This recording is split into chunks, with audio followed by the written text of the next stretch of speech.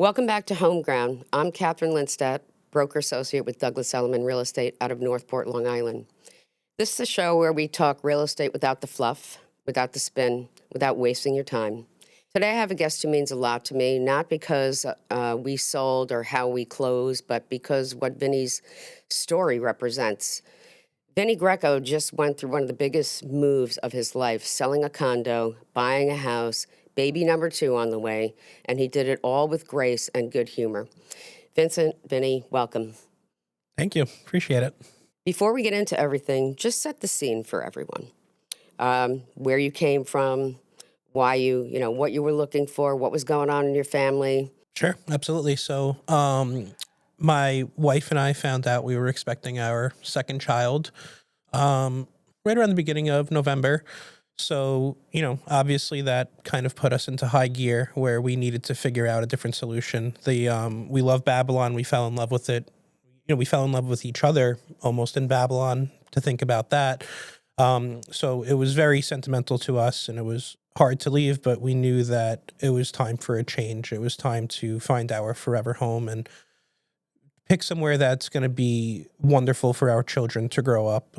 Smithtown seemed like it was a no-brainer because that's where my wife grew up. She has a wonderful family. She grew up in a wonderful neighborhood, and for us, it just seemed like this was a no-brainer. We found something, we found a town that meant a lot to my wife. We found a town that was great for schools and a great community, and it just seemed like a perfect fit for us. Before we get started, I want to give some context about what we're seeing here on Long Island right now.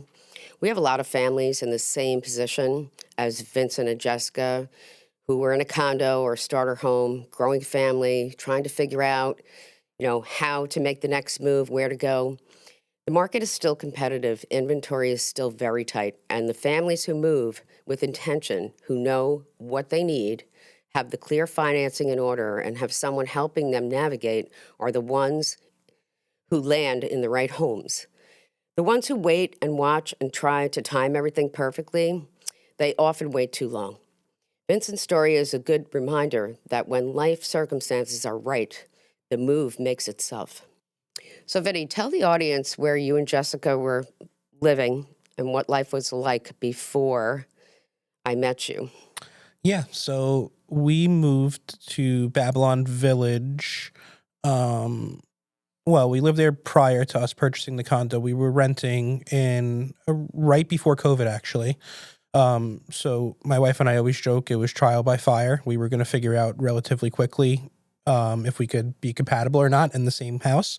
Luckily, we strived, and it was probably the best thing to happen to our relationship. We spent a lot of time with each other. We're able to make the move over to purchasing a condo in 2022. Just because the rent game wasn't for us anymore. We weren't getting anything out of sinking our money away and not building equity. Once we moved to the townhouse in Babylon, it was wonderful. It was just us two. We were starting to think about a family, but we weren't there yet. We were enjoying all the perks of being a few blocks away from Deer Park Avenue with all the restaurants and shops. As life comes at you and happens and you start to mature, we had our first child. Absolutely wonderful. But we started to figure out that a small human being takes up a lot of space with all of their things. And at that time, that's when the thoughts start to come into your head, but you're obviously trying to save and maintain and make sure that you're ready for the next move. And then come November of 2025, we got news that we were expecting our second little girl, and it was time to get going. It was time to start figuring out the next steps. When was that realization, when you found out that Jessica was pregnant again? The question is, is that when you felt like there wasn't enough space anymore? No, it was probably prior to that. I think that was one of the things that we were able to live with prior to child number 2 on the way. It was just something that we were able to accept. As Mila was getting a little bit older, the trouble there was just, being able to give her a place where she can play and not get bored and be occupied, basically. And it was getting tough in the townhouse because it wasn't a ton of square footage, and with all of her toys and all of her activities, it was just hard to kind of justify it. So I think probably over the summer of 2025 is when I was like, okay, let's get our ducks in a row here. And we probably have to move quick. And then, obviously once November hit and we found out we were expecting number two, the light switch came on and it was like, it's go time. Our urgency, we call that. Yes, it is. So Jessica's parents lived 2 blocks away from the house you purchased. How big a factor was that in your decision? It was a major factor. It's going to sound silly, but now that I'm a little bit older, I've realized that childcare and the cost behind childcare, sending kids to daycares or whatever it might be, it's wonderful and it's a necessary evil for certain people.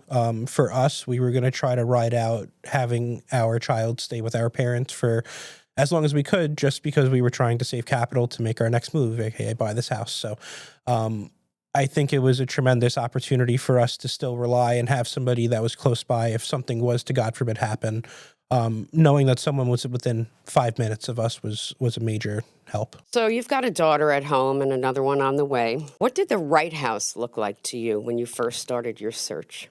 I have to say, once you start seeing the price tags, the right house gets smaller and smaller and smaller. But I think the right house was just somewhere where you could envision being with your family. That was the most important thing. It wasn't going to be a house. It was going to be a home.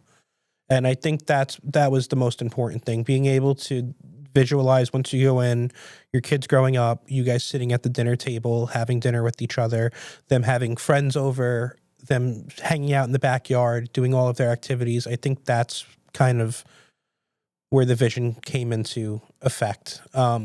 What was non-negotiable? It's a good question.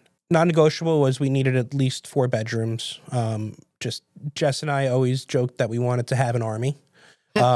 After you have 1, the army gets a little bit smaller. It turns into like a brigade. And then after you have 2, I have a feeling it turns into more of a SEAL Team 6.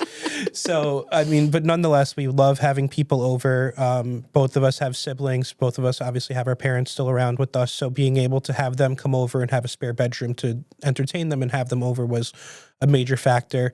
A yard was something that we didn't previously have. And we knew that was something that would be awesome to have for the kids so that they can play and be free, but still in somewhat of a secluded and protected space. I think that was a major factor for us. We should talk about the yard because these are my friends. And I told Vinny and Jessica, these are my friends.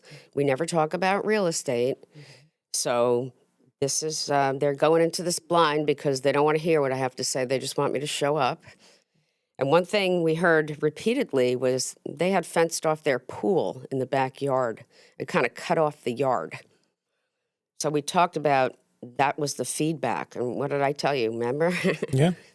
I mean, that was the one minor tweak that I believe it was touched on in your last episode of like, what are some things that homeowners can do prior to listing or prior to selling to add value to the house. Right. And simple as moving a fence line, simple maybe, as moving right? a fence line. Maybe taking some trees down. But absolutely. Yeah. Right. And I think that was a major thing was once the yard got a little bit bigger, and I think that honestly that happened between the first and second time that we visited the house. It did.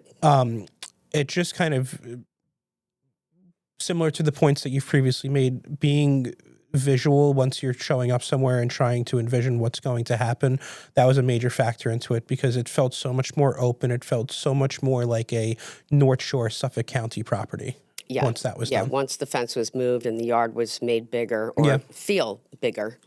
Right? Yeah, absolutely. Different boundaries. Yeah, and the pool's a nice touch too. I mean, that's that was there growing up. I didn't have a pool. My wife was fortunate enough to have a pool, so that to me, I was giddy about. I knew that my kids would obviously love it, but I'm gonna love it too. So you are. So Vinny, I want to go back to how this whole thing began. It's not a typical story. You didn't find me on Zillow. I was the listing agent at my friend's house. Can you tell people what that looks like? How that felt? Yeah.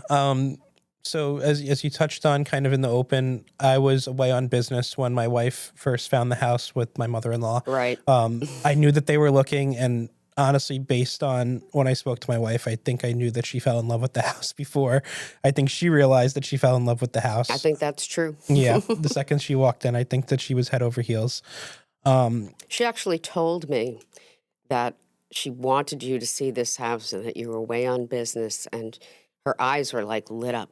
And that's when I met your daughter and your Mhm. mother-in-law. Yeah, and I think that was very sentimental for her because it was her chance to come home Yeah, and come back to her hometown. And I mean, the old tale that you always hear is you always gravitate towards the wife's parents. Like that's that is I've true. I've just heard always that. heard that, and I'm very fortunate that I have wonderful in-laws. Like everybody gets along. My parents as well. We can all have holidays together. But I think that was a major factor. Yeah, let's talk about that. I remember. Yeah. So Jessica said, "Is it okay if we bring my dad?" Yeah, and yeah, Dan is Dan is a Dan is titan. great. He's great, and he's a titan in his own right. He lived a very successful career, still is in business, and one of the wisest men I've ever encountered. So having him as an asset was tremendous. So like between my dad, between her dad, just kind of having the meeting of the minds and getting guidance, because this is a major investment. In my day job, I close deals like this on a regular basis, and it's almost like you become numb to it. But when you're on the other side of things, Yes, it's totally different it's very because unnerving. it's unnerving, and it's also because it's, quite frankly, it's your money, and you want to make sure that you're making the right decisions with your money. And I think the second that I was able to meet you and I was able to we were starting to have conversations, we kicked it off immediately. We were very like-minded. You cut out a lot of the fluff. You cut out a lot of the BS. Yeah, that's me. And no, but that's what I look for, because that's how I try to conduct business in my day job as well. Is I want to be transparent. I want people to know what they're walking into. Right, I want exactly. people to know the pros. I want people to know the cons, because at the end of the day, like, the worst thing that you can hear is buyer's remorse. And Yes. that's like, you alleviated a lot of that before any papers were signed, before any deposits were made. It just made it so much more of a seamless experience. Transparency is so important, whether you're dealing with a buyer or seller, because you were both, Yeah. right? But being transparent with somebody, feeling like you're getting honesty, Hmm. uh, I work the same way. Yeah. You know that about me. Well, it resonated with you, and you weren't afraid to tell us if there were any hard truths. You weren't afraid to tell us, and luckily, like, we didn't run into many roadblocks along the way. But there was never an instance where we felt like information was being withheld, or you weren't giving us the full story. Like, everything was always black and white. Like, and you were always great in also adding guidance to it, because you knew that this isn't our cup of tea. Like, this is not something that we do on a regular Right. basis. Like, your experience really showed and helped us through. Good. I'm glad. And I also told you the truth, right? These are my Yeah. friends, and they don't really listen to me all the time. Yeah. That's usually how friends are. Yes. Friends don't like hearing it from their other The friends. best of friends. We never talk about work until it's needed. Yep. Sounds about right. So, of course, there's kind of a dual role for me in Hmm. this, you being the buyer, right? But tell people about, did that come into play in your mind, or I think we just hit it off, and I'm just who I am and you're who you are, and that's how it works for me. I love meeting people face to face, because the most exciting part of my job is everyone has a different story. And Yeah. somebody comes in smiling with a little girl, and their eyes light up. That makes me light up, right? I'm like, wow, this is exciting for them. Let's see what happens. Yeah.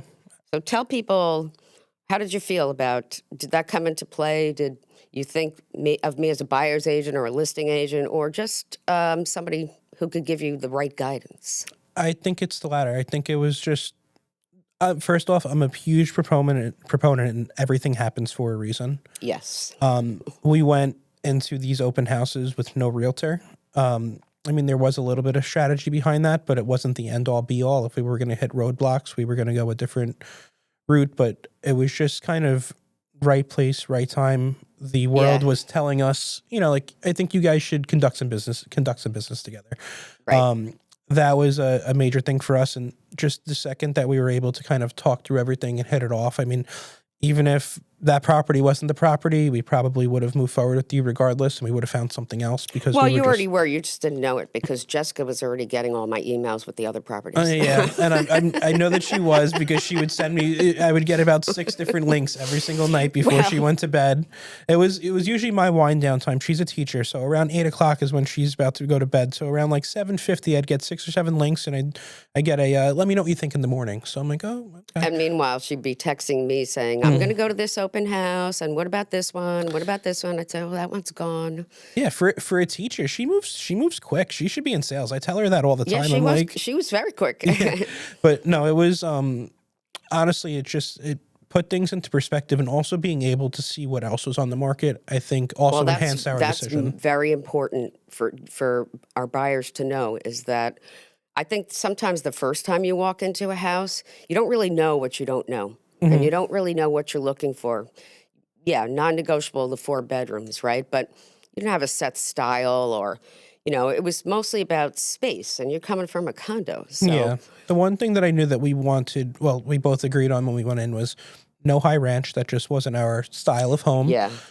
We love a colonial, which I like. I think that's why it was the icing on the cake. Was I think she just envisioned everything that she saw in a home right then and there, and we didn't want to just kind of gawk at and sign at the first home that we visited. You were doing your research as you should, right? Yeah. Which that's what I tell all of my buyers. Like, please, sit with me, talk about what needs to be done, and go and do a little research, right? You can't really wrap your head around pricing or anything unless you do a little homework first, right? You have to see a few places. Yeah, you have to see a few places. You have to see a few different styles. You have to see what the market is telling you to do. You also have to wrap your head around the pricing, right? Yeah, that was the biggest thing for us, was just making sure that the value proposition was there. What we were paying was what we envisioned, and markets are volatile. They're going to go up and down. They're going to have ebbs and flows, and it is what it is, and you can't control that. But,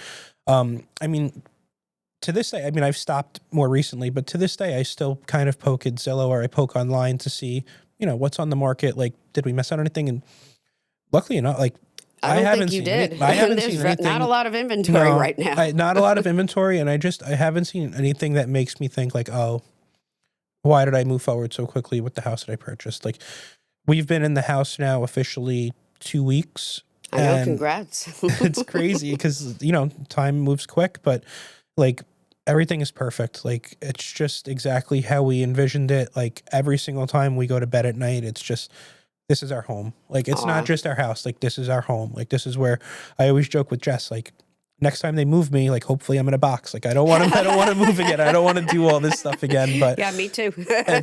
in my head, like, there's no hesitation where if that is the case, I would have no issues with it. Like, I'm happy as a clam where we are. And do you think that, I'm just going to tell everybody, they came back more than one time. We brought Dad in. Yeah. And Dad was great. Dad reminded me of my brother-in-law. Remember I told you? My brother-in-law. You look like my brother-in-law.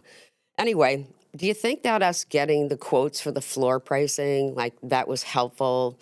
Aside from just moving the fence, right? I told them and then by the second time or third time you came back, they had painted the upstairs. Did that help? Definitely. 100%. Just having an idea of what you were walking into. I think, I don't want to say that I'm a pessimist, but my brain operates very much so as when I walk in, I think about the 100 different case scenarios that I'll have to deal with. Like most buyers do. Yeah. Ka-ching, right? What's this going to cost me? What is this going to do to update? What is this going to do to change and make it exactly as we envision? And once I was able to do that, like, I brought a good friend over who's a contractor. Right, with I We Do It remember. All. He's Erickson Flores. He's fantastic. And being able to just get in there when we were able to kind of envision, like, I know that we wanted to give the 2 bathrooms upstairs a little bit of a remodel, and, all you hear is, you're going to be 60, 70 grand in the hole. And it's like, well, I don't really have that sitting around right now. Right. But him being up and kind of talking me off the ledge and be like, no, like, there's like, you're not going to be that we can make it affordable. Exactly. And same thing with the floors, same things with making the yard larger. It's just, it alleviates all the concerns that you had going in, and just saying like, hey, like, there's a lot less for me to handle now. Like, now when I get in, I can do things a little bit at a time. Like, Rome wasn't built in a day. I think that's the biggest Right. thing. So lightening up the upstairs, that was screaming 1980s. Let's just say it. Um, which is what I had to tell my friends, right? Yeah. And they're my friends forever. You would think they would know, but Yeah. no. No.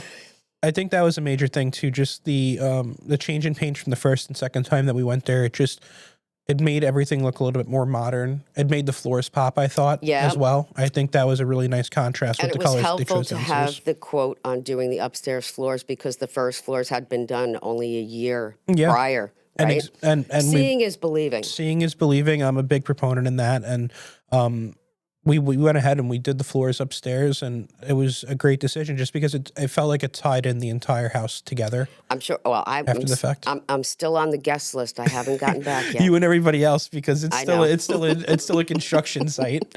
I know.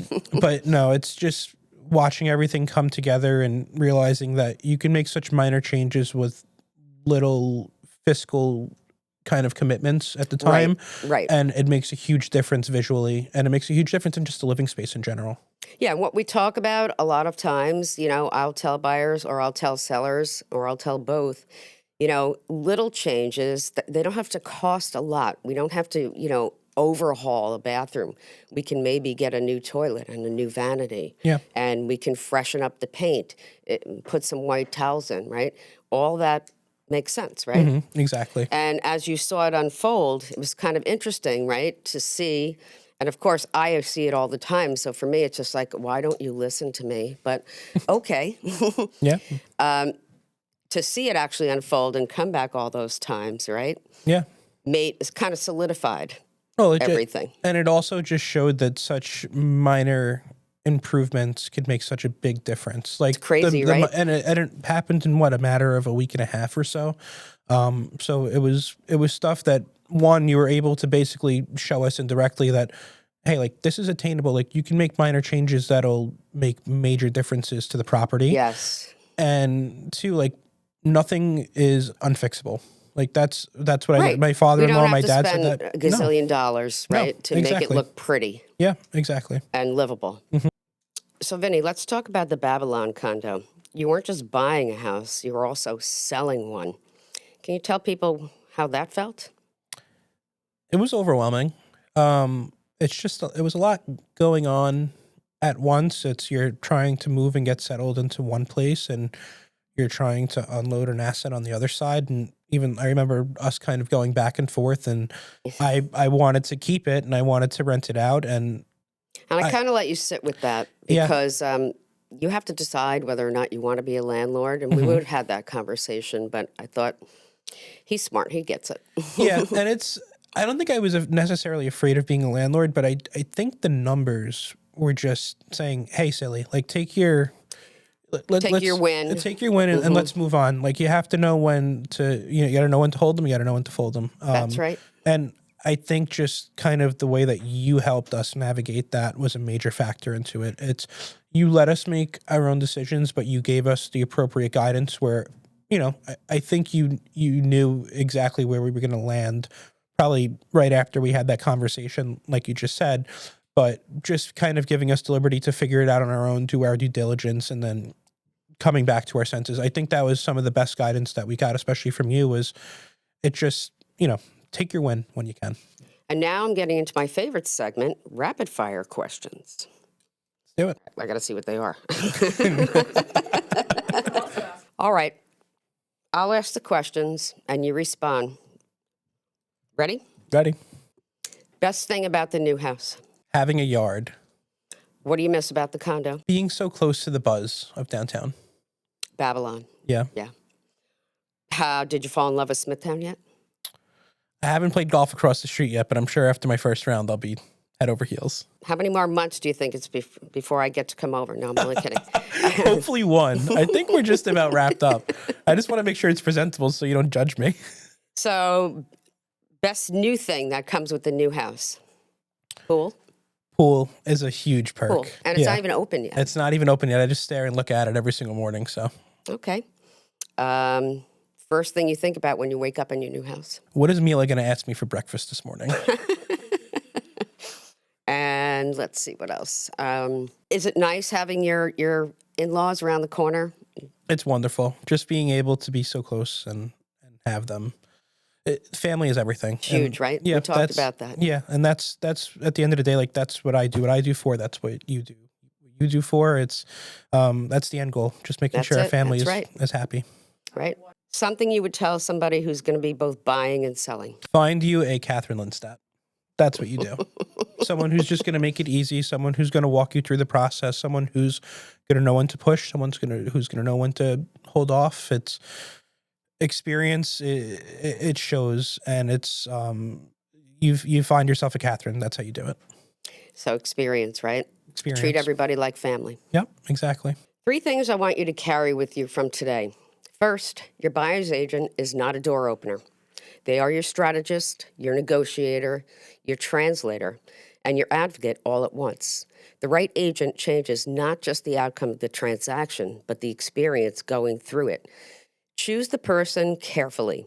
Second, if you're in a condo or a starter home and life is starting to feel bigger than your space, well, don't wait for the perfect conditions. Start the conversation now.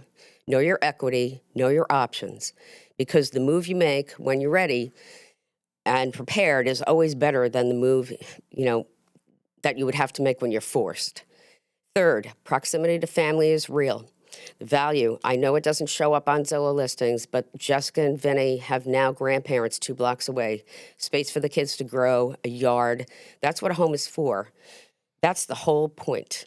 Congratulations to the Greco family, and thank you, Vinny, for telling your story so honestly. Thank I you for having me. appreciate it. Of course. Thank you for having me.